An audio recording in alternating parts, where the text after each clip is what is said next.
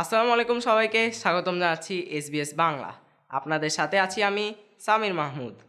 ভারতে যেতে পারছেন না পরিমণি, দেশের গণ্ডি পেরিয়ে টালিউডে অভিষেক হয়েছে ঢাকাই সিনেমার নায়িকা পরিমণি। দেখে থাকবেন, একই শহরে থাকি। গত মার্চ এপ্রিলে নির্মাতা দেবরাজ সিনহা পরিচালিত ফেলু বক্সি সিনেমার শুটিং শেষ হয়েছে, তবে এখনও বাকি আছে ডাবিং। আর তা সম্পন্ন করতেই কলকাতায় যাওয়ার কথা ছিল অভিনেত্রী, কিন্তু ভিসা জটিলতার কারণে ভারতে যেতে পারছেন না তিনি। পরিমণি বলেন, আমার আগের ভিসার মেয়াদ শেষ, নতুন ভিসা পেতেও সমস্যা হচ্ছে। এখন কবে ভিসা পাবো, কবে যেতে পারবো বুঝতে পারছি না।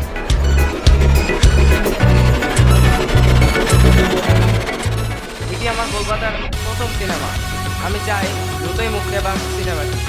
ফেলু বক্সি ছবিতে কাজ করতে গিয়ে সেখানকার আরও একটি ছবিতে যুক্ত হয়েছেন পরি।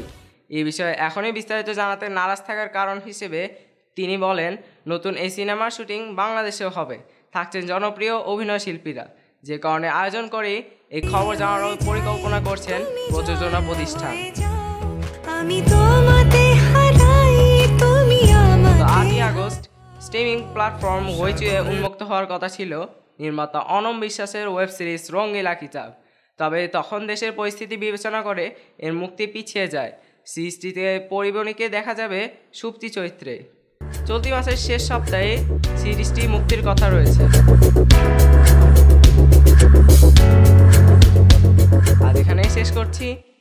সবাই ভালো থাকুন, সুস্থ থাকুন আর দেখতে থাকুন SBS বাংলা।